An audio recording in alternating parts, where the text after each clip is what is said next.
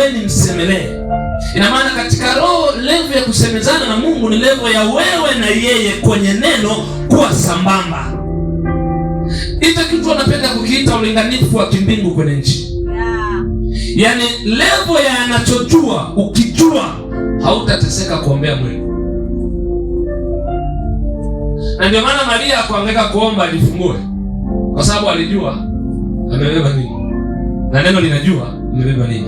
Ukishindwa kujua kitu ambacho Mungu anajua kwenye neno lake, itakunyima fursa ya kujua uombeje kwenye mambo yako. Na kwa kuweka mkazo, maombi sio hisia za maumivu unazokabiliana nazo. Hapana. Maombi sio hisia za mambo magumu unayokabiliana nayo. Hapana. Ukibeba maombi ni mfumo wa hisia, utajikuta umepoteza taratibu za roho. Na ndio maana wengi wameshindwa kujua muda ambao Roho Mtakatifu anafanya kazi na muda ambao hisia zao ziko kazini. Na ni mstari mwembamba sana unaotofautisha, kwa sababu hata hisia zionekana. Kwa hiyo kujua muda huu ni hisia inakuwa ngumu ikiwa hujui Roho anafanyaje kazi. Na ndio maana ni muhimu kutambua wakati ambao Roho anataka usimamie mambo ya Roho nje na hisia zinapokusukuma kufanya mambo ya Roho. Unaweza ukafunga macho ukaomba, lakini ukaomba kwa hisia za maumivu ulionayo. Lakini unaweza ukafungua macho ukaomba, usitumie hisia, ukatumia neno alilokupa kwa kile ambacho Mungu anasema. Huwa naambia watu, bahari ya Shamu haisikii kilio. Bahari ya Shamu huwa haisikii kilio. Kuna mtu nilimwambia, kuna wakati Mungu aliwahi kuambia watu, nitashuka nione kiwango cha kilio sauti yao ambavyo imesikika mbinguni, sawa? Kama kinaendana na mambo wanayoyafanya. Niliandika kwenye diary yangu nikuchekesha kitu ambacho kitakuumiza wewe.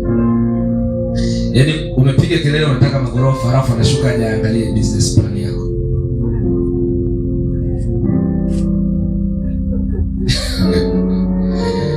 Nani mwenelewa tukisema? Yaani umepiga kelele, Bwana nataka unifanikishe kabla ya mwaka huu, adui zangu warame viatu. Haleluya. Amen. Mungu anasema nitashuka niangalie kilio chao, sauti yao ilivyosikika huku, kama kinaendana na mipango yao ya kazi. Amen. Mpiga kelele unataka ghorofa au unataka biashara ya milioni 500, alafu anashuka na kutoa amejifunika shuka la 3. Na muda huo ni saa 9 unakoroma.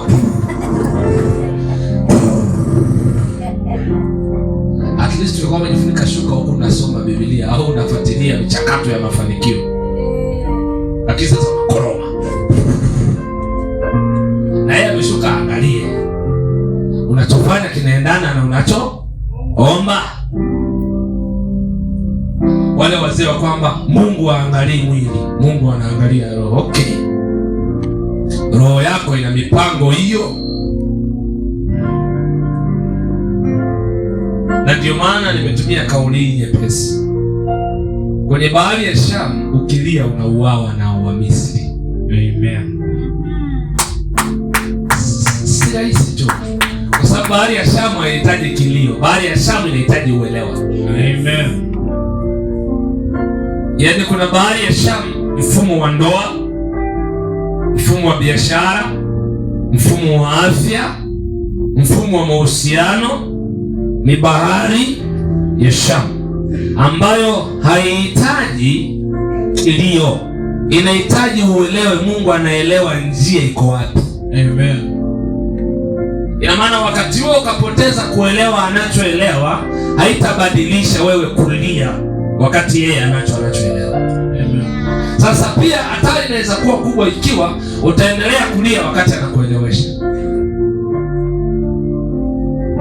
Kuna mtu anasema Amen. Yaani hatari itaendelea kubwa ikiwa utaendelea kulia wakati anakuelewesha. I don't know nani aliwafundisha kwamba mkilia ndio Mungu anashtuka. Ni nani aliwaambia hivyo? Mnakoseanga. Sio sawa. Yaani eti ukilia ndio Mungu akuhurumie wakati unalia. Kuhurumie ndio inakaa vizuri.